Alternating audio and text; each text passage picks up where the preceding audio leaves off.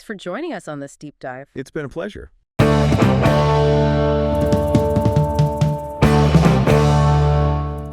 All right, let's jump into another deep dive. Today, we're going to be exploring the life and career of Bay Area rapper The Jocka. Oh, the Jocka, huh? Yep, using a Wikipedia entry and a Daily Mail article to help us out.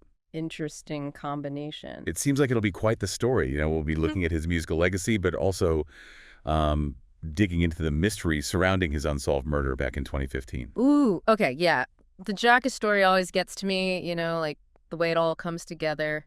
Personal hardship, spiritual transformation, and then this crazy prolific music career. It's wild. And it's not just a hip hop thing. It touches on bigger issues too, social injustice and resilience. Absolutely. And to really grasp it all, we got to start at the beginning. Right. So, born Dominic Newton in Pittsburgh, California. Pittsburgh, yeah. Yeah, 1977. And man, his earthly life, it wasn't easy at all. His parents were only 14 when he was born. Wow. Yeah, so he ended up having to be the breadwinner for the family as a teenager. Talk about pressure. And then on top of that, legal trouble hits him early, spends a year locked up at just 18. Man, that's rough. That early exposure to hardship, that's got to be key to understanding his music, right? Totally. It becomes this recurring theme, this thread through everything he's reflecting on: street life, poverty, the whole system. Those cycles that trap people. It's like he's giving a voice to that experience. Exactly. And what's fascinating is how this struggle for survival kind of leads into a total spiritual shift. Oh, yeah. His conversion to Islam? Yep. Changed his name to Shahid Akbar. Powerful stuff. Do you think, it's got to be more than just the name change, right? The spiritual shift. Could it have been like a framework for him to process all those harsh realities he faced? Oh, for sure. Come on. The Jocka's conversion to Islam, it wasn't just like switching clothes. It was deep, a search for meaning, purpose, a way to rise above all that. And his music reflects that. Peace, justice, resistance against oppression. It's all there. It's like his music became this outlet for those themes, this way to connect with others who are feeling those same things. Right. That message of faith and resilience, man, it hit hard. Totally. And with such a complex personal history, it's no surprise his music was equally layered. He kicks things off with the Bay Area rap group, Mob Figaz. Mob Figaz, yeah. And their origin story, it's almost like something out of a movie, right? Like what happened? They bump into Sibo, already a known rapper, just randomly in a record store, and boom, that same day, they're in the studio recording. No way. Same day.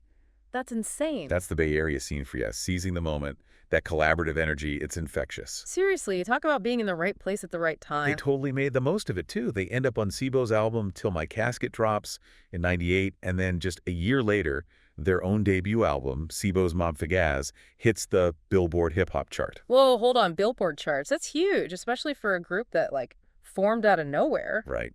Speaks volumes about the energy in the Bay Area rap scene back then. It was electric, man, raw energy, that independent spirit. Artists were hungry, and there was this real sense of community. So Mob Figaz's success, it's not just about them. It's like a snapshot of that whole movement, that fertile ground for hip-hop. Totally. Now, got to talk about the Jocka's solo career. This is where things get really interesting. We're talking over 40 independent albums. 40.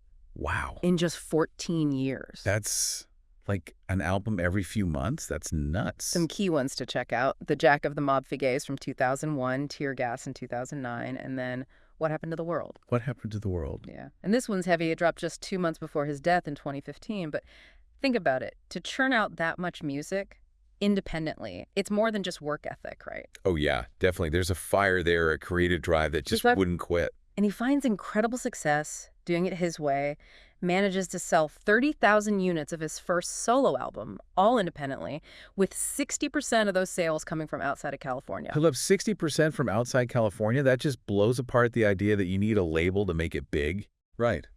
The Jocka built his own fan base. Through word of mouth, touring, staying true to his vision, it's all about authentic connection. It's inspiring. He didn't need some big machine to amplify his voice. He built his own platform and let the music speak. Exactly. And his song Glamorous Lifestyle from the Tear Gas album that practically became an anthem in the Bay, it resonated with people on such a real level. Oh, yeah. Glamorous Lifestyle. Classic. And adding to his cultural impact, his music gets featured in the 2013 film Fruitvale Station. Oh, wow. Fruitvale Station. That's a powerful film. It is. Deals with heavy stuff, police brutality, social injustice, all themes that were at the heart of the Jocka's music. So his music's not just entertainment, it's part of this bigger conversation. Exactly, and it adds this whole other layer to his legacy.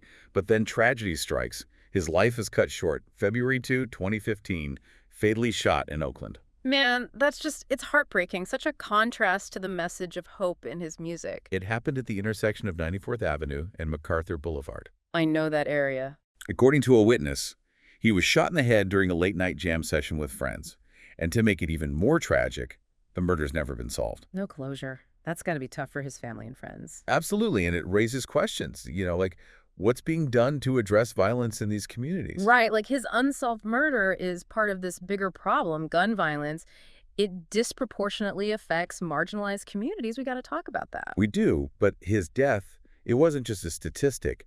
It sparked this huge outpouring of grief from fans, from other artists. Yeah, the tributes were pouring in. It shows how much he was loved, respected.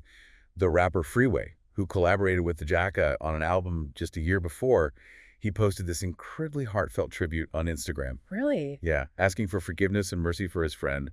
Signed it off with, "Love you, bro." It wasn't just a musical partnership. There was a genuine bond there. Man, that brotherhood, it extended throughout the whole hip-hop community. It's like a family. And Wu-Tang Clan's Raekwon, he tweeted out, "Rest in peace to the homie Jacka. He was a good dude. Short, simple, but you could feel the weight of that loss." Absolutely. And even Damian Lillard, NBA star, he felt compelled to speak out, tweeted, "RIP to the Jacka, Oakland rap legend. Life was taken tonight in Oakland.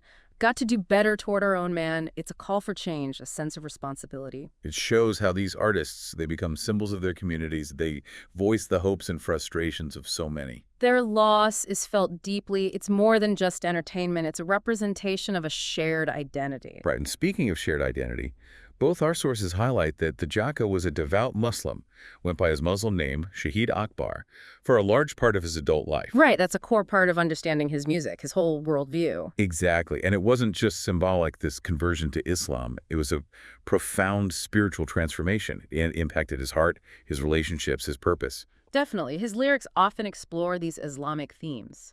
Peace, justice, submission to a higher power. Not something you hear a lot in the typical kind of materialistic world of hip-hop. True, some might see a contradiction, right?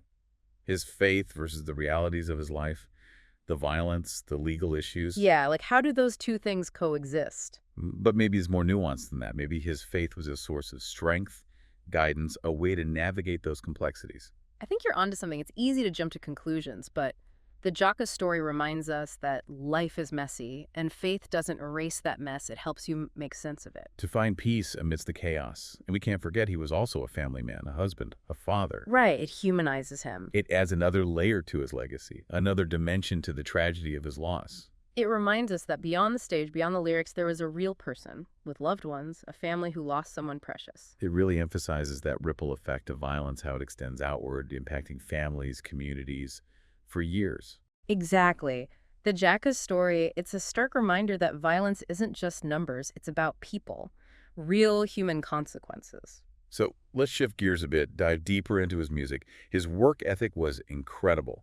Over 40 independent albums in 14 years. That's dedication. It's a testament to his passion, his artistry. He was a machine, constantly creating, collaborating, pushing the boundaries of Bay Area hip-hop. A true independent artist, built his own label, connected directly with fans. The DIY ethos, so central to hip-hop, he lived it. And that freedom, it allowed him to stay true to himself, to make the music he wanted, no compromises. He found success on his own terms. It's amazing. Right. It challenges the whole idea of what it means to make it in the music industry. He didn't need mainstream approval. He built something real, something that resonated with people. It's that authenticity that's what draws people in. And that early success, that first solo album selling 30,000 units independently, with more than half of those sales coming from outside California, that speaks volumes. It shows that his music transcended geography. It connected with people who felt his words, his style, his portrayal of life. He wasn't afraid to tackle tough topics, social issues, to call out injustice. His music was a reflection of his reality, but also a call for something better. And it's in songs like Glamorous Lifestyle from the Tear Gas album that you really see it all come together. That song, it became an anthem in the Bay. It captured a whole generation. It went beyond just a song. It became a cultural touchstone. Absolutely. And then you have his music being featured in Fruitvale Station, A film that tackles police brutality head-on, it adds another layer to his legacy, a powerful statement. It shows he wasn't just a rapper. He was a chronicler of his times, an artist who used his voice to shed light on these crucial issues. He connected with people on a deeper level. His music made you think, made you feel. It's a tragedy that his voice was silenced so abruptly. But his legacy, it lives on. It inspires us to fight for justice, to use our platforms for good. Well said. The Jacka story, it's a reminder that even in the face of hardship, creativity can thrive, and art can be a powerful force for change. His story is truly captivating, and I think we've only just scratched the surface. There's so much more to uncover. There's Ooh. layers to it, right? Yeah. It makes you appreciate the lyrics even more. Oh, totally. You hear those stories, those tributes, and it adds a whole other dimension to his legacy. It's like we get a glimpse of the man behind the music. Right, like Freeway's Instagram post, it wasn't just some generic RIP, it was deep, you know? Like, what did he say? He's praying for the Jacka, asking for forgiveness, for mercy, ends it with, love you, bro. It was real, you know? Yeah. More than just music. Yeah, they had a connection, and that feeling, that brotherhood, it ran through the whole hip-hop community. Like when Raekwon from Wu-Tang Clan tweeted out, "Rest in peace to the homie Jacka. He was a good dude." Yeah, simple but powerful. You can feel the respect there. It's like losing a family member. And even Damian Lillard, I mean, he's not exactly known for being a Bay Area hip-hop head, but he tweeted, "R.I.P. to the Jacka, Oakland rap legend. Life was taken tonight in Oakland. Got to do better toward our own man." Like, it was a wake-up call. Yeah, it highlights that sense of loss, that call for change. It wasn't just contained to the music world. It rippled outwards, and it's interesting what you said about shared identity, because both of our sources mentioned that the Jacka was a devout Muslim. He went by Shahid Akbar, his Muslim name, for much of his adult life. Right, and that's crucial to understanding his music, his whole perspective. It wasn't just a phase. It was a transformation, a spiritual one.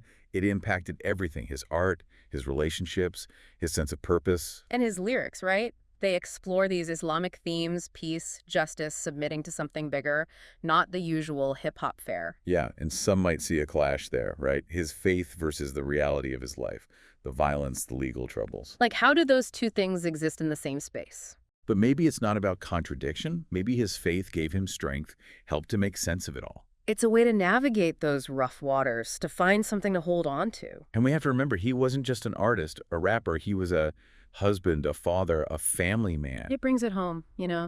It reminds us there was a whole life outside the music. It makes the tragedy of his loss even more profound. A family lost a father, a husband. It underscores that ripple effect we were talking about. The impact of violence goes far beyond the immediate victim. And it's a reminder that those statistics, they represent real people, real lives, shattered. Every number is a story, a tragedy. So let's shift gears a bit. Let's talk about his music. His work ethic was insane. Over 40 independent albums in 14 years. Wow, that's like an album every 3 months. It's unbelievable. It speaks to his drive, his passion for his craft. He was always creating, always pushing the boundaries of Bay Area hip-hop. And doing it all independently, building his own label, connecting with fans directly. It's inspiring. He embodied that independent spirit, that DIY ethos that's so core to hip-hop. He didn't compromise. He made the music he wanted to make and found success on his own terms. And that's what's so remarkable. He proved you don't need the mainstream to build a career, to make an impact. His early success, that first solo album, selling 30,000 copies independently, with more than half of those sales coming from outside California. That says it all. His music resonated far beyond the Bay Area. It connected with people who felt his honesty, his rawness. He wasn't afraid to address those social issues, to call out injustice.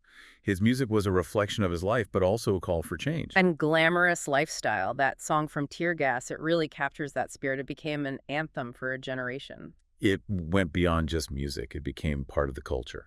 And then you have his music featured in Fruitvale Station, a film that doesn't shy away from the tough issues, police brutality, systemic racism. It elevates his work, gives it this whole other layer of meaning. It shows that he wasn't just rapping about these issues, he was living them, and his music gave voice to a community that's often silenced. It's a tragedy that his voice was cut short, but his message, his legacy, it lives on. It's a reminder to fight for what's right, to use our voices, our platforms, to push for change, to make the world a better place. His story is so powerful, so inspiring, and I think we've only just scratched the surface. Yeah, it's one of those stories that sticks with you, really makes you think. What stood out to you the most during this deep dive into the Jacka's life? It's tough to choose just one thing. His story's got so many layers, But that contrast, between his upbringing and his faith, that really gets me. He could have easily gone down a different path, given in to the negativity, the violence, but he chose something else. He found strength in his spirituality. That duality, right? Tough Oakland streets, but embracing peace and justice from his faith. It's complex, and his music, it embodies that complexity. It's raw, honest, and it hits hard. It's more than just music. It's like a reflection of his reality, the struggles, the triumphs. He gave a voice to a community that's often overlooked. And he did it all on his own terms, independent to the core, built his own label, connected with his fans directly. It's incredible he achieved all that without needing anyone's approval, just raw talent and hard work. It makes you wonder what he could have achieved with even more support. Yeah, what if he'd had that mainstream platform? Exactly. But even without it, his impact is undeniable, and I think that's why his loss is still felt so strongly. He represented something bigger. He was more than just a rapper. He was a symbol of hope, of resilience, of creative expression in the face of adversity. He embodied that potential for positive change, that spark of light in a community often overshadowed by darkness. And his story, it reminds us that even in the toughest times, creativity can flourish. Art can be a force for good, for personal growth. It's inspiring. It shows that we can rise above our challenges, find meaning in unexpected places. So, thinking about everything we've discussed, what does the Jacka's legacy mean for you, the listener? His life offers valuable lessons about resilience, about faith, about the power of art to inspire change. It challenges us to speak out against injustice, to support the marginalized, to use our voices for good, no matter how small our platform may seem. It's a call to action, to be more compassionate, more aware, to work towards a more just and equitable society. The Jacka's life is a testament to that. It's a powerful example. His legacy lives on in the music and the lives he touched. It continues to inspire, to challenge us. And as we wrap up this deep dive, I'm left wondering, what if the Jacka had reached an even wider audience? What if his message had resonated on a global scale? What kind of impact could he have had on the conversation about social justice, about faith, about the power of art? It's a question we can all ponder as we continue to grapple with these issues today. Yeah, it's heavy stuff, but maybe the best way to honor his memory is to continue the conversations he started, to amplify the voices of those fighting for justice, to seek understanding and connection, even when it's hard. That's a legacy worth fighting for. Absolutely. Well said. Thank you for joining us on this journey into the Jacka's life and legacy. We hope you've gained a new appreciation for his music, his message, his enduring impact on the world. Until next time, keep exploring, keep learning, and keep diving deep.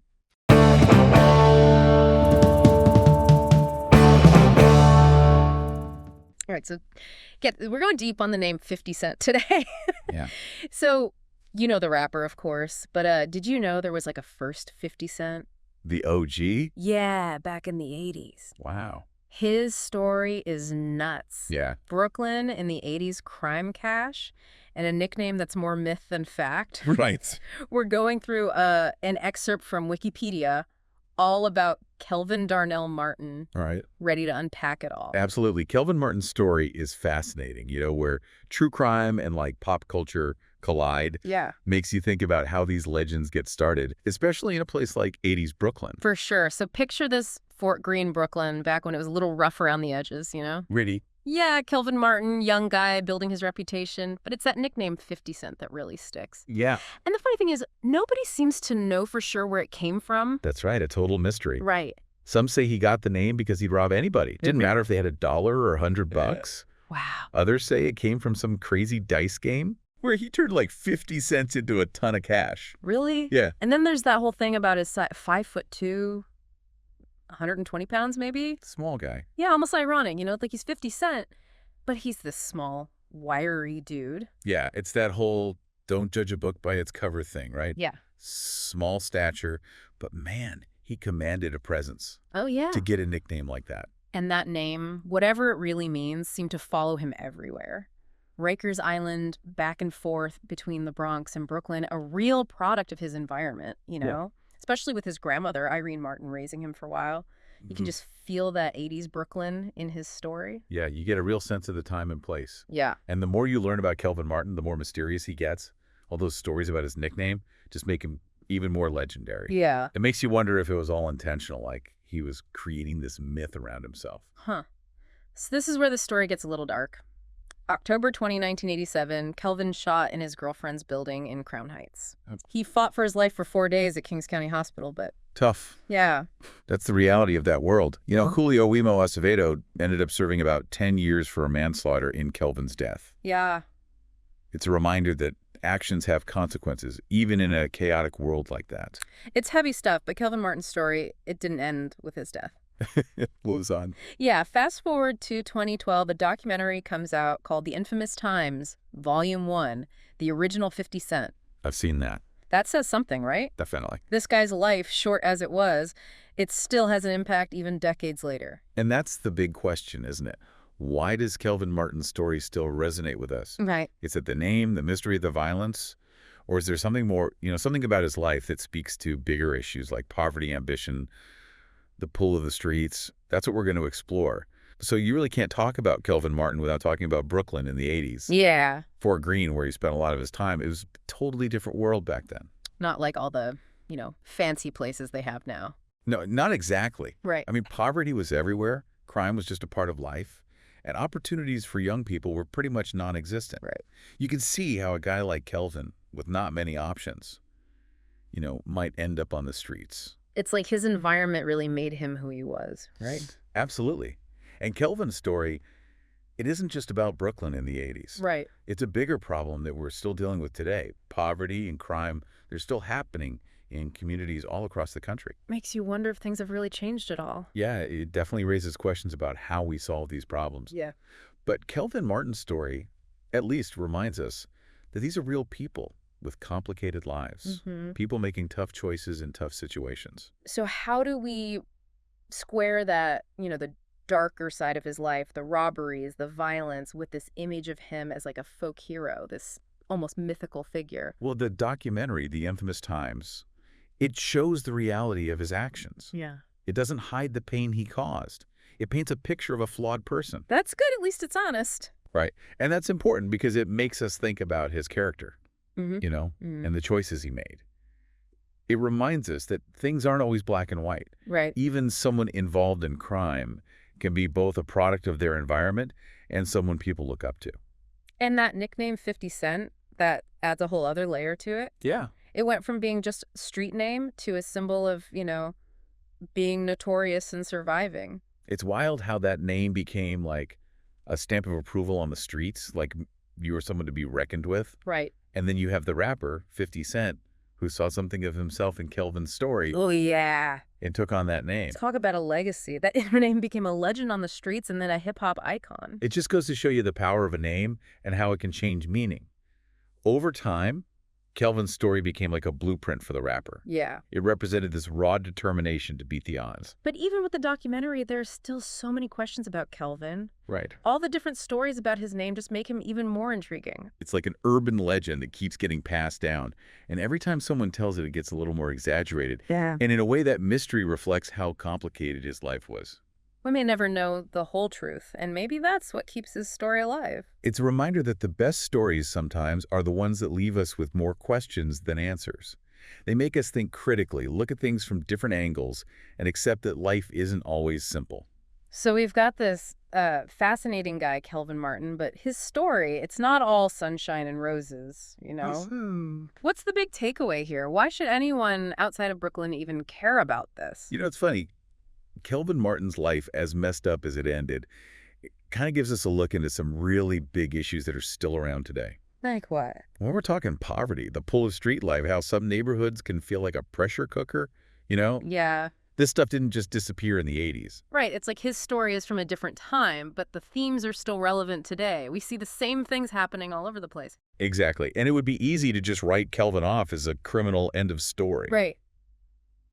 But it's more complicated than that. Yeah. His story makes you think about the choices he had, the pressures he was facing. It humanizes those problems we hear about on the news. You said it. And then there's that whole thing with his name, 50 Cent. Oh, yeah. It's more than just a name at this point. It's a symbol. It's amazing how powerful that name became. Yeah. On the street, it made you were fearless. You were a hustler no matter what. And then for the rapper 50 Cent, it became about resilience, about overcoming a tough past. It's like Kelvin Martin's story gave the rapper a starting point, but he changed what the name meant. And that's what's so interesting about it. It makes you think about how legacies are formed, how symbols change meaning over time. Why was the rapper drawn to that name? What did he see in Kelvin's life that he connected with? Man, this whole deep dive has been crazy. It's really made me think about these issues in a different way. It's powerful stuff. Definitely adding that documentary, The Infamous Times, to my watch list. It's a great film. You'll see Kelvin Martin's world in a whole new way, and you'll understand the things that shaped him. Who knows, maybe it'll even make you think about the hidden stories and the real lives that are all around us, but we don't always see them. This has been awesome. Thanks for taking us through it. For everyone listening, think about this. How much does your name or what people think of you, how much does that affect who you are? And what about the stories that are hidden right in your own community? What stories are just waiting to be discovered and understood?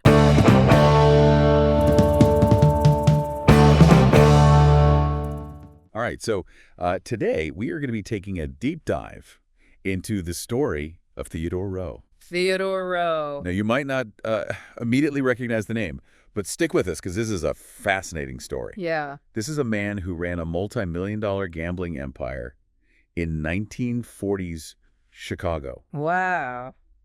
But he also had this reputation as like a modern-day Robin Hood figure. It's true. It's a very strange, a fascinating paradox. Yeah. He was a gangster who was both feared and respected a criminal who was also known for his philanthropy. Right. And so we're going to try to kind of unpack all of that in today's deep dive.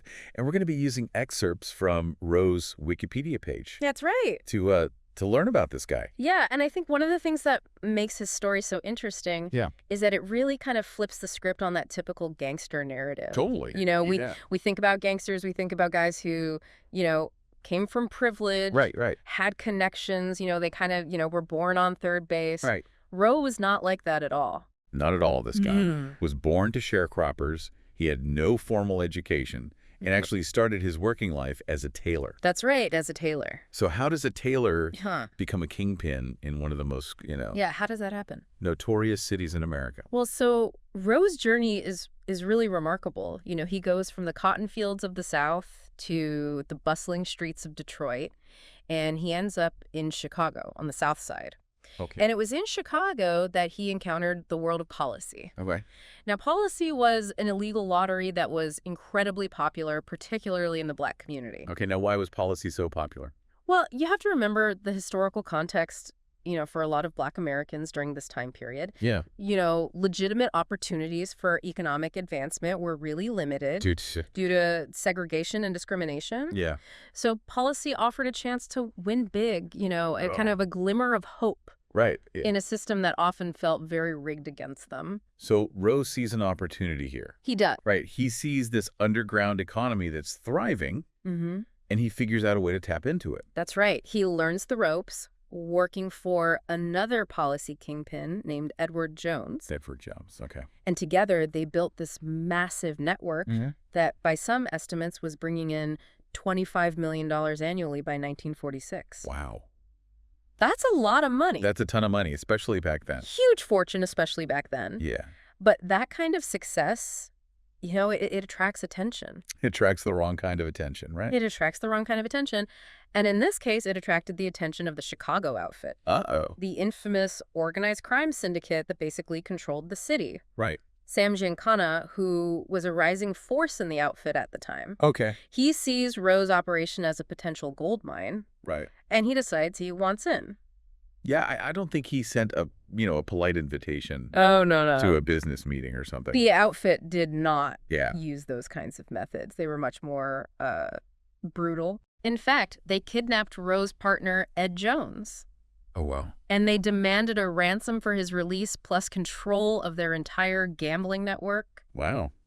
So what does Roe do in this situation? Well, most people, under that kind of pressure, they would cave. Right. They would just give in. You would think. But not Roe. Yeah. Roe was not like most people. He was a man of incredible resolve. Really? He paid the ransom to get Jones back safe, Okay. But he refused to give up his business. Wow. He just flat out refused. That's incredibly brave, but also incredibly risky. It was incredibly risky. It was a dangerous gamble. He's basically declaring war on the Chicago outfit at this point. He's telling them that he's not going to be intimidated. Wow. He's going to stand his ground. And that really sets the stage for this clash of wills that unfolds in the rest of his life. So that kind of defines that refusal to back down. Right. That seems really central to Roe's story. It is this act of defiance that I think begins to, to build this legend around him. And it all kind of culminates in this fateful encounter that we're going to talk about next, which is the killing of Fat Lenny. All right, well, let's get into that then. Let's do it. Okay, so we're talking about a guy who built a criminal empire basically from scratch, and then stood up to the, most powerful criminal organization in the city. Yeah, he was fearless. So that takes a lot of guts. But, we've also been talking about this other side of Roe, this Robin Hood persona. Right. How did that develop alongside, a life of crime? Well, it's really important to remember that figures like Roe, they weren't operating in a vacuum. Right. They were part of this complex social ecosystem. Yeah. And they were criminals, yes. Right. But they also filled a void that was left by, by mainstream institutions that often failed to serve the Black community. So you're talking about things like access to loans or jobs. Yeah. I did. Or just like a basic sense of fairness and protection. Exactly. During that era, segregation and discrimination were rampant. Right. And it really limited opportunities for Black Americans, in almost every aspect of life. Mm-hmm. And so these kind of alternative systems of power emerged. Yeah. And figures like Roe, despite their, involvement in illegal activities, Right. became very influential in their communities. So in a way, they were providing a service. They were meeting needs. Yeah, they were providing a service Yeah. that weren't being met by the legitimate institutions. Right. And so that's where this whole, Yeah. Robin Hood image comes from. That's exactly where it comes from. Yeah. Roe wasn't just running a gambling operation. Yeah. He was also known for his generosity, for his willingness to help people in his community who were struggling. Yeah. And we were talking about, the transcript mentions him paying for people's hospital bills. Yeah. Or covering funeral expenses. Even confronting, other gangsters. Right. To make sure that people got their winnings. He had his own code of ethics. Right. It's like he had a moral code. He did. He had a moral code, even within this very, kind of amoral world. Right. So it makes you wonder, what were his motivations for, for this philanthropy? Right. Was it just that he was a genuinely good guy? Yeah. Was it purely altruistic, or was there something else going on? Was it a way to kind of, maintain power and influence in the community? I think it's probably a combination of factors. Yeah. There are countless stories about Roe's genuine acts of kindness, Mm-hmm. Just helping people in need without expecting anything in return. Right. But it's also true that his generosity, it really helped to solidify his standing within the community. Yeah. It reinforced his authority. It ensured loyalty. Right. So it's a complicated. Yeah, it's complicated. It's not a simple equation. Right. Right. It's a mixture of, self-interest Mm-hmm. and genuine concern for his community. Yeah. But it's clear that whatever the motivation was, his actions resonated with people. They did. And they saw him as someone who understood their struggles. Right. Someone who was willing to fight for them. Yeah. Even if it meant going up against the most powerful forces in the city. And again, that goes back to that theme of defiance. Right. He was willing to challenge the status quo. Yeah, and we were talking about how, he refused to back down from the Chicago outfit. Mm-hmm. But, his defiance wasn't just limited to organized crime. That's right. He also challenged the racial inequalities of the time. Yeah. Right? He used his wealth and his influence to try and create opportunities for Black Americans who were, being shut out of the mainstream economy. That's a really important point. Yeah. Because, Roe's story is, you can't separate it from the larger struggle for civil rights and economic justice. Yeah. He was a product of his time. Right. But he also helped to shape that time. Yeah. He was pushing back against these limitations that were imposed by a system that was designed to keep Black Americans in a subordinate position. Yeah, and so it's in that context, Right. that historical context, Exactly. that we can begin to understand how this guy who was running a gambling empire could also be seen as a hero Right. by so many in his community. His story really challenges our, these neat categories that we like to put people in. Right, good and evil. Right, good and evil. Yeah. In a hero villain. Yeah. It's much more complicated than that. Right, so he was both a product of his environment Yeah. and a disruptor of that environment. Exactly. That's a really interesting contradiction. It is, and it's that contradiction, Yeah. the tension between these criminal activities Yeah. and his role as a community leader that makes his story so fascinating. Yeah, well, it's certainly been a fascinating deep dive so far. It has. But, unfortunately, the story doesn't have a happy ending. No, it doesn't. Roe's defiance of the outfit Right. ultimately had consequences. It did. What happened after the killing of Fay Lenny? Okay, so when we left off, we were talking about Roe and his, continued defiance of the Chicago outfit. Right. He paid that ransom for his partner, but refused to hand over his business. Yeah. And of course, there's the killing of Fat Lenny Caifano, Right. A made man. which really upped the stakes. It did. It changed everything. So what were the repercussions of all of that? Well, Giancana immediately responded with this wave of just terror aimed at Black bookmakers all across Chicago. It was a campaign of extortion and violence, and a lot of them ended up just, fleeing the city. Wow. So this is a very deliberate attempt then to just crush the competition Oh, yeah. and send a message, Absolutely. about who's in control. There was no question who was in control after this. Right. So how does Roe respond to this? Well, Roe refused to be intimidated, Well, wow. even with the constant threat to his life. He stayed in Chicago. Wow.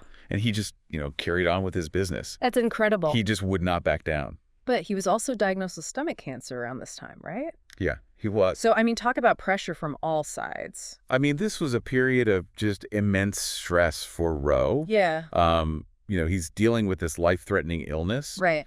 But at the same time, he's trying to outmaneuver the Chicago outfit. Right. It was a fight he couldn't win. So how did it all end? Well, in August of 1952, Okay. Roe was shot and killed Oh, wow. on the steps of his own home. Wow. The assailants were never caught, Okay. but most people assume it was a hit By the outfit. by the outfit. Yeah, it's a tragic and violent end to a life that was already so full of drama and contradiction. It is. But his funeral was reportedly the second largest ever held for an African American in Chicago. Yeah, it was massive. Second only to the funeral of Jack Johnson. Yeah, thousands of people lined the streets Wow. to pay their respects. And that says a lot, about the impact that he had on his community. It does. Yeah. He was a criminal, yes, but he was also a provider, Right. a protector, a symbol of hope. And it's interesting that, even Giancana, Yeah. the head of the outfit, seems to have had some grudging respect for Roe. He did. There's that famous quote, Yeah. where he was caught on an FBI wiretap saying, "Black or no black, that bastard went out like a man." Yeah. He had balls. Yeah, it's an amazing quote. That's kind of an incredible statement It is. for a guy like Giancana to make. Yeah, you can tell there was a certain level of admiration there, Yeah. even, amongst his enemies. Yeah, so how do we reconcile all these, seemingly contradictory parts Right. of Roe's life? The violence, the generosity, the defiance, this criminal enterprise, Yeah. but also this, community leadership. I don't think there's an easy answer to that question. I think Roe's story is a powerful reminder that, history is rarely black and white. Human beings are complex. Yeah. We're capable of great things and terrible things. Right. And sometimes those things exist within the same person. Right. And I think if there's one thing that I'm taking away from this deep dive, Yeah. is that Theodore Roe's story really is a powerful reminder that we should never settle for these simplistic narratives Right. or these easy answers. Agreed. The past is full of nuance and contradiction and complexity, Absolutely. and it's in those messy, complicated spaces that we often find the most compelling stories. That's where the good stuff is. So to all of our listeners out there, I encourage you to keep exploring Roe's world. Yeah. Learn more about it. Delve deeper into the world of policy kings, their impact on Chicago's history, and, think about the larger questions their stories raise Yeah. about race power and the American dream. Great questions. Yeah. Who knows what fascinating insights you might uncover. Happy digging, everyone.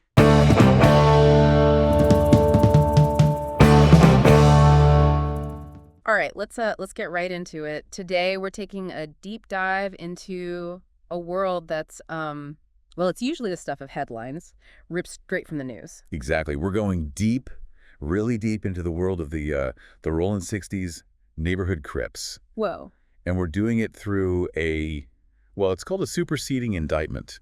It's basically a very, very detailed legal document, Oh, straight from the United States District Court in New Jersey. so this indictment, it's like it lays out a bunch of charges against them, It right? does, yeah. Think of it as like a very formal and very serious accusation of criminal activity. Okay, so not exactly light reading then, huh? No, not exactly. But what makes it so fascinating is, well, it pulls back the curtain on how the Rolling 60s allegedly operated here in New Jersey. I see, I see. And how is that? What makes this case so different or fascinating? It goes way beyond just your typical street crime. Hmm. We're talking about an organization that's accused of drug trafficking, violence, even financial fraud. So like a full-on criminal enterprise, not just a small-time operation. That's exactly what it looks like. Yeah. So, okay, for those of us who don't know a whole lot about the Rolling 60s, can you give us a little bit of background? Sure. So they actually, they didn't start in New Jersey. They originated in Los Angeles. Oh, really? Yeah. But over time, their influence, it kind of spread across state lines, reaching multiple states, including New Jersey. Wow. So how far back are we talking here? Their roots go back decades. Decades. Wow. And to make things even more complicated, they've actually established a presence within the New Jersey prison system. Oh, wow. So they're operating both inside and outside of prison. That's what it seems like. That's chilling to think about their reach extending behind bars. It is. But how did they manage such a complex operation? Like, was there a clear structure to their organization? Absolutely. And the indictment goes into great detail about this. They had a hierarchy with ranks and rules, very much like a traditional organization. Like a business, almost. Yeah, except their business was anything but legal, right? They operated under this umbrella group called the Silverback Guerrillas, Those are back gorillas. or SBG for short, and then they divided themselves into districts and units to control different territories. So like a chain of command. Exactly, a very well-defined chain of command. Okay, so the indictment, it focuses on their alleged activities in Essex, Middlesex, and Mercer counties. Is that right? That's right, with a lot of activity concentrated in specific neighborhoods, Mm. places like Newark, Irvington, Elizabeth, East Orange. Got it. It's like they strategically chose these locations as hubs for their operations. Okay, so let's talk about the crimes themselves. Like, the indictment mentions drug trafficking as a core activity. Was that all they were focused on? Well, drug trafficking definitely seems to have been central to their operation. Right. But the indictment actually accuses them of a whole range of criminal activities, like we're talking murder, robbery, auto theft, witness tampering, even financial fraud. Whoa, that's a long list. So they weren't afraid to get their hands dirty, so to speak. No, not at all. And it's clear from the indictment that they used violence strategically. Strategically, how so? Well, both to maintain control within their own ranks and to intimidate anyone who might pose a threat. Like rivals, witnesses? Exactly. They wanted to send a clear message. Don't mess with us. Okay, but behind every organization, there are individuals, right? Like, who are the key players named in this indictment? 11 individuals were indicted in this case.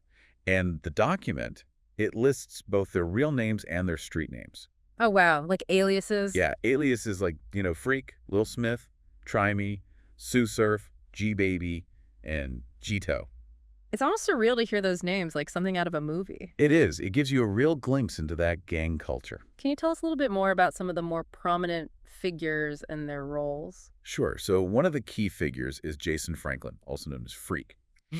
The indictment describes him as a senior member who allegedly communicated with Rolling 60's leadership in other states. He was issuing orders to lower-ranking members in New Jersey, kind of like a high-ranking executive in their criminal enterprise. So he was calling the shots, essentially. You could say that, yeah. Who else is there? Another important figure is Amir Warden, also known as Stamps or Killa. He's described as another senior member, and he was allegedly responsible for organizing the transportation of marijuana from California to New Jersey. Wow, so he was handling the logistics? Exactly, coordinating drug distribution in and around Irvington and Elizabeth. Like the COO, almost? Yeah, something like that. And what about these other individuals? What were their roles? So you've got Elijah Williams, or Lil Smith, Trey Bird, known as Bands, or G-Bands, Tyheim Terry, or Ty, or Roland Ty. Okay. Then there's Rajon Cox, known as Sue Surf, Amir Edmonds, or G. Beatty, Abdul Ural, who went by Rune It Up, or BB, Got it. and then Nike Johnson, or Jito. They're all accused of playing various roles in the organization, from drug dealing to more violent acts. It sounds like a very tight-knit group, each with a specific function within their criminal enterprise. That's the impression you get from the indictment. Okay, and now this is where things get really interesting to me, at least. The indictment, it puts a lot of emphasis on their use of social media, which seems kind of counterintuitive, for a criminal Oh, organization. you'd think they'd want us to be under the radar, right? Exactly. But the indictment really paints a vivid picture of how they used platforms like Instagram and Facebook, not just to communicate, Right. but to boast about their activities, threaten witnesses, coordinate drug sales, even plan violent acts. They were practically advertising their criminal activities, weren't they? It's like they wanted people to know who they were and what they were capable of. So social media, it was more than just a communication tool for them. It was like a weapon, a way to project their power. Exactly. It was all about image, Hmm. about building a reputation and instilling fear. It's a really disturbing example of how technology can be exploited for criminal purposes. It is, and what's striking is just how much detail the indictment provides. Really? Yeah, there are screenshots of messages, posts, videos, all allegedly created by the defendants. Like they documented their own crimes. It's almost like they left a digital trail, a breadcrumb trail of their alleged criminal activities. So it sounds like their online presence actually became a key piece of evidence for the prosecution. It definitely seems that way, yeah. They might have thought they were being clever, but they were actually helping to build the case against them. And we'll dig into some of those specific examples in the next part of our deep dive. We will. We've got some really interesting stuff to unpack there. Can't wait. It's going to be good. So we were talking about social media and how the Rollin 60s were allegedly using it not just to chat, but to threaten and intimidate. It's almost like a whole new level of criminal strategy. It really is. It's fascinating, but also a bit unsettling to see how they incorporated social media into their operations. So were there any instances of social media use that really stood out to you from the indictment? Yeah, definitely. There's one involving Nike Johnson, a.k.a. Jito, Yeah. where the indictment includes this message, and he's allegedly negotiating a drug deal, just casually laying out prices like it's, a legitimate business transaction. No way, really? Yeah, he writes slice 50, quarter 90, half 150, zip 250. Wow, it's like a price list for illegal narcotics delivered straight to your inbox. Exactly. It's a really disturbing example of how they use social media to conduct business right out in the open. It's almost like they were blending into the digital landscape. Yeah, they were. They were using it to their advantage. Did they ever use these platforms to threaten witnesses or intimidate rivals? Oh, absolutely. Yeah, the indictment details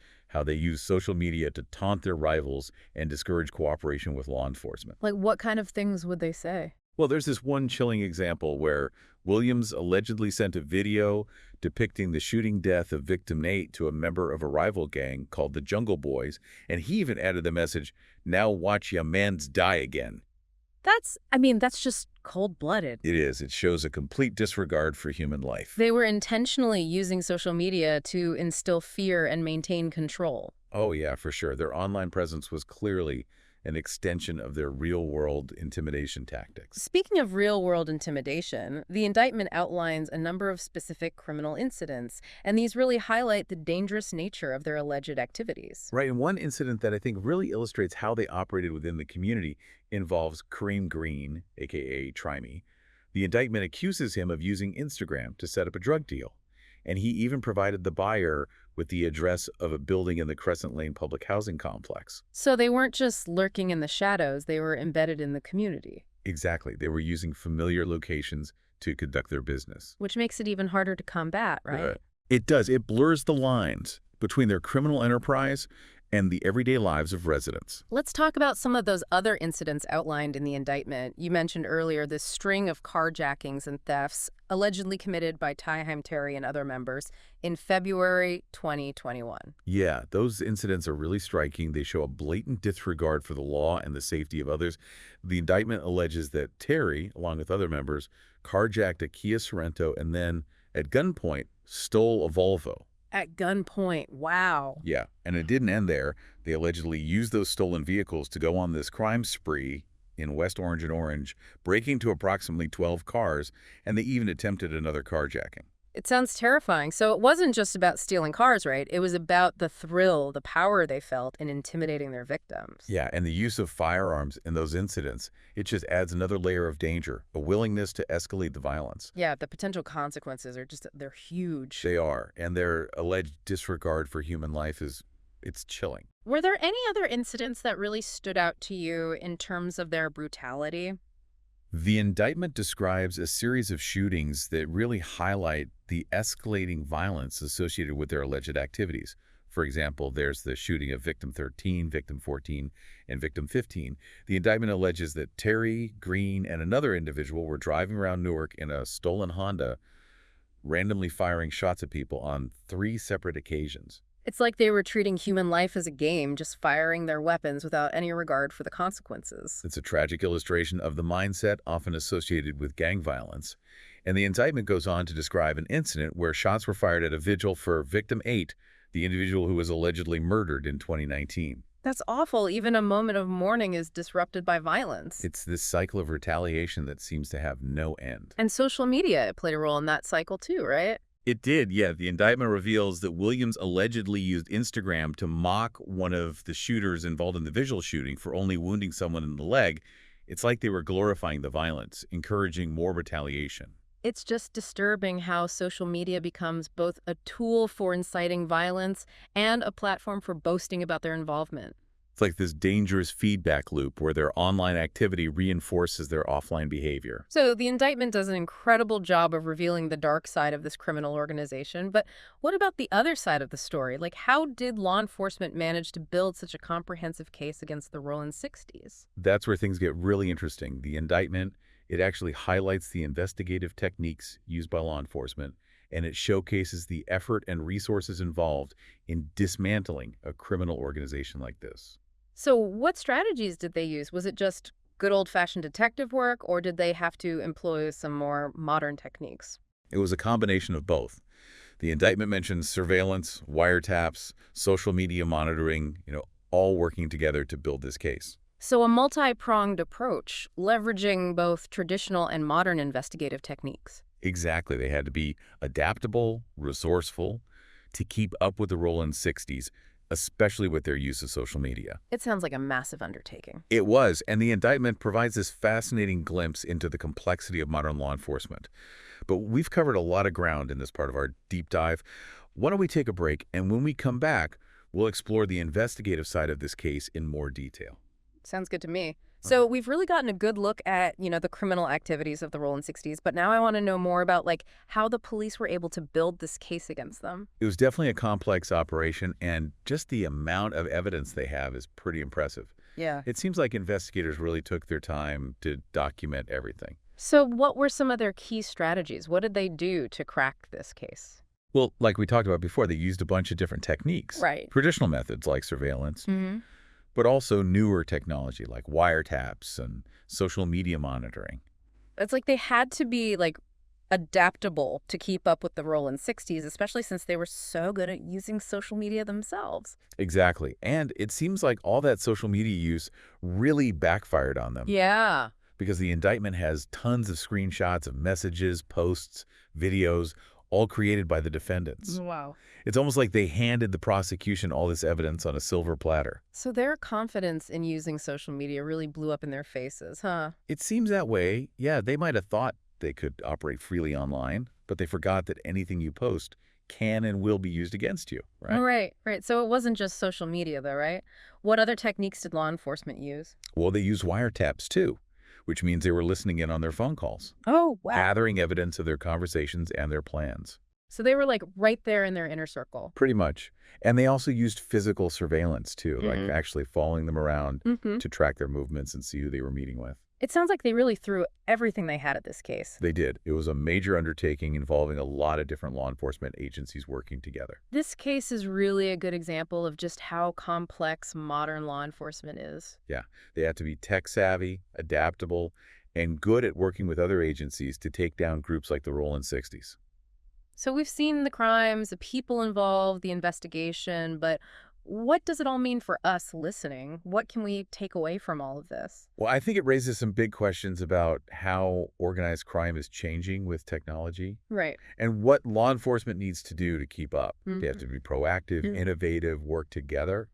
It's like crime's evolving, so law enforcement has to evolve too. Exactly. And I think it also shows how important it is for communities to be aware and get involved Like, how can we do that? by reporting any suspicious activity and supporting programs that give young people other options besides joining a gang. So it's not just about the police, it's about everyone working together to, like, prevent this kind of stuff from happening in the first place. That's right. We need to invest in programs that give kids opportunities, a sense of belonging, hope for the future. This whole deep dive has been really eye-opening, seeing a world that we usually just hear about on the news. It's easy to forget that there are real people behind these headlines. Yeah. Victims, families, communities who've been hurt by all this violence and crime. It's a good reminder that this isn't just some abstract thing. It has real consequences. Absolutely. So as you go about your day, think about all the things that contribute to gang activity and the challenges we face in stopping organized crime.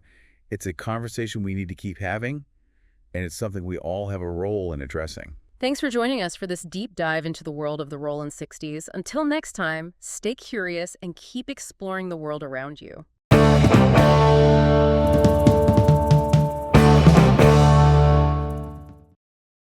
All right, so if you're like me and you can't resist a good true crime story or just, fascinated by these stories about power and betrayal, well, you're going to love this one. Oh, yeah.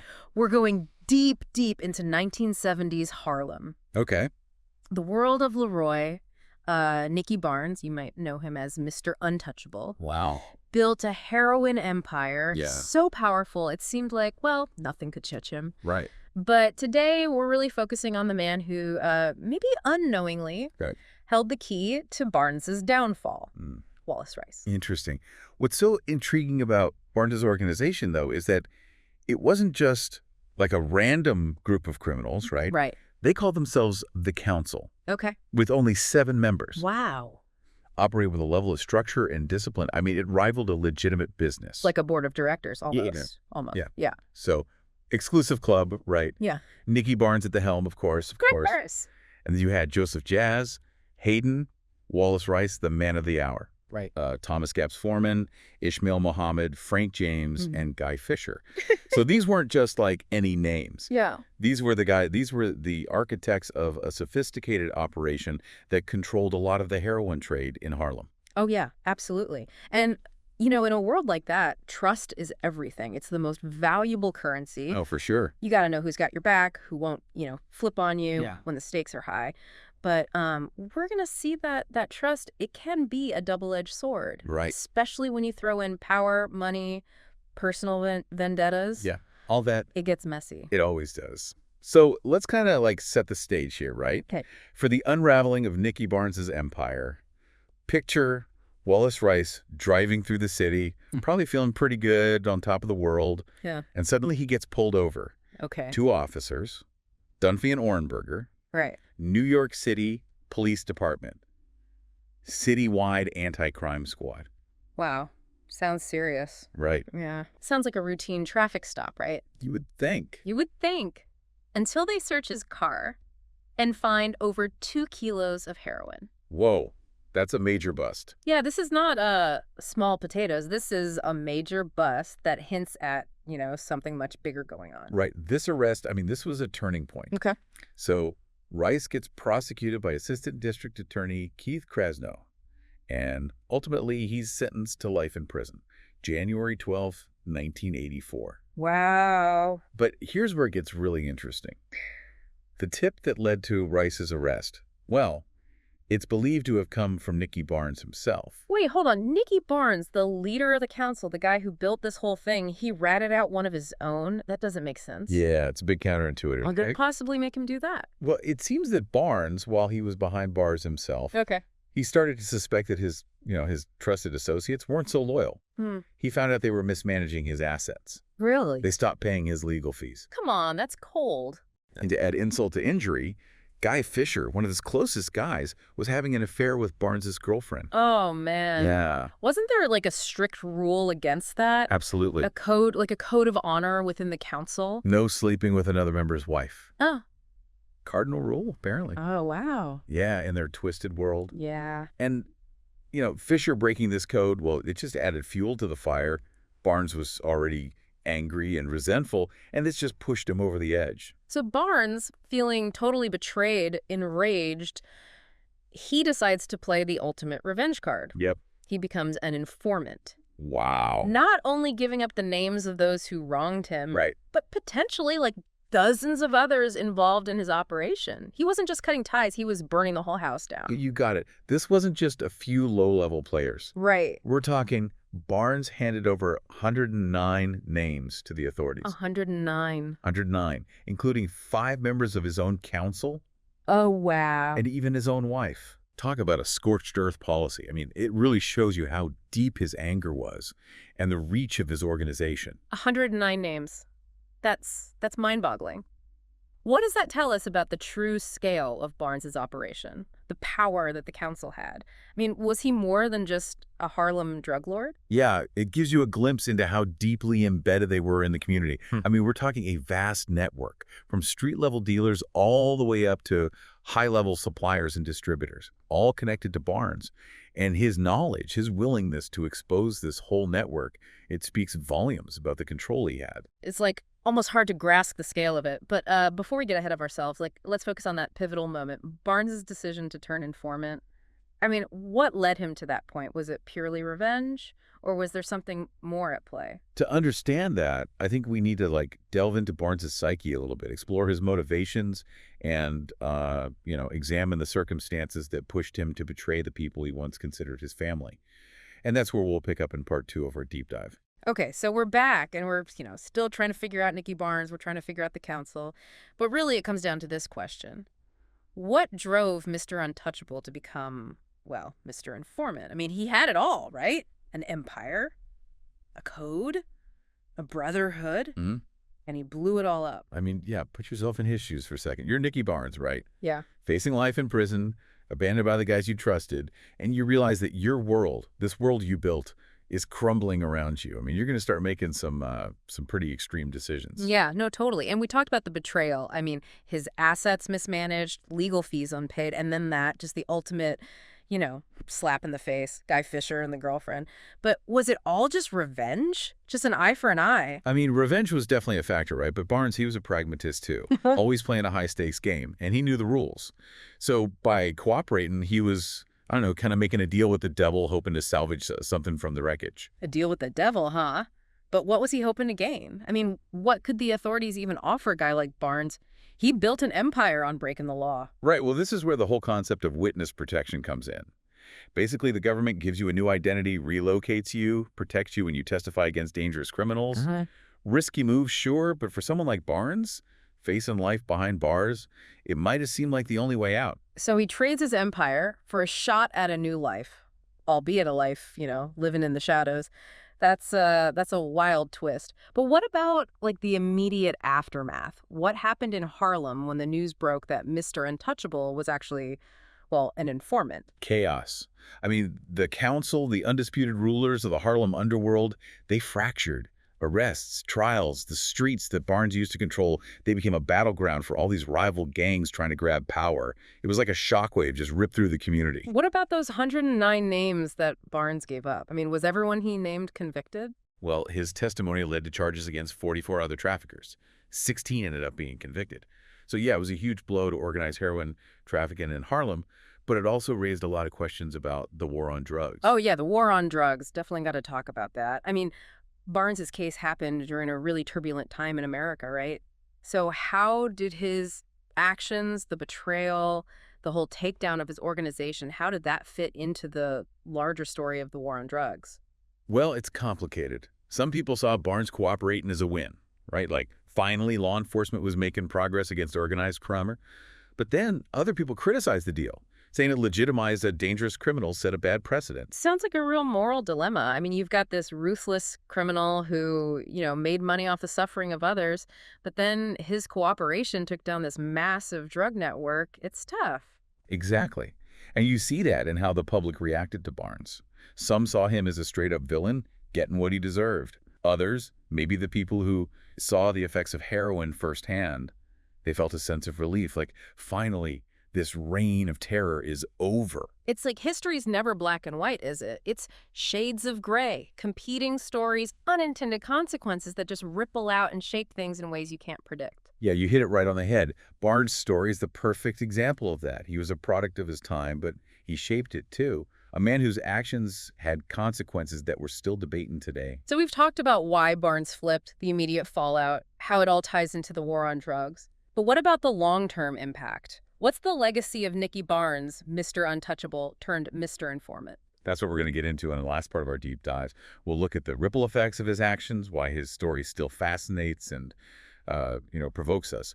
And maybe we'll even figure out what lessons, if any, we can learn from this whole cautionary tale of ambition, betrayal, and I guess the elusive nature of redemption.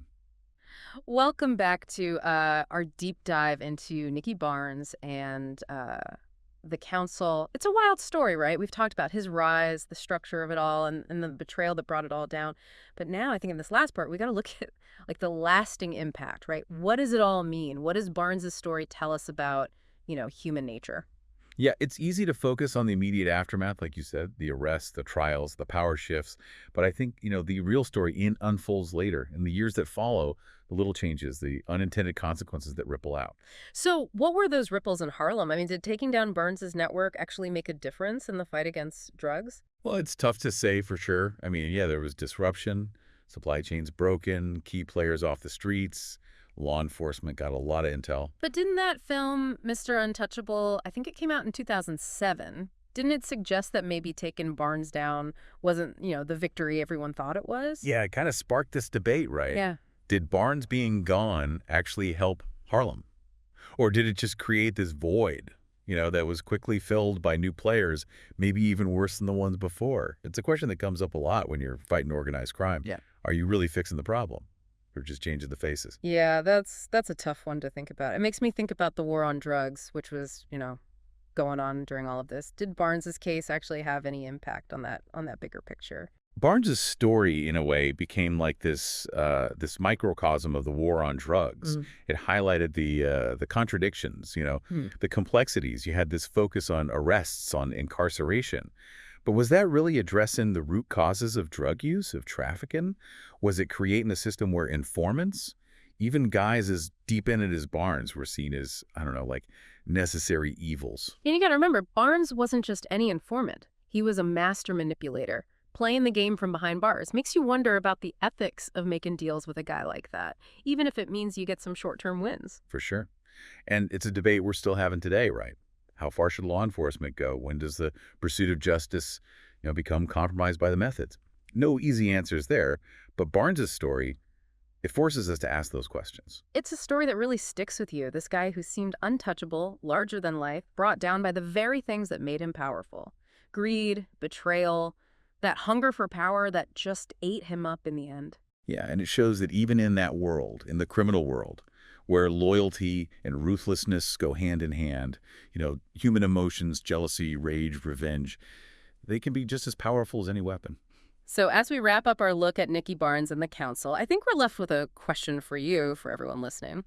What does this story tell us about power, loyalty, the choices we make when we're backed into a corner? It's a story that's hard to pin down, full of ambition and betrayal, and it still fascinates us all these years later. Thanks for joining us. We'll see you on our next deep dive.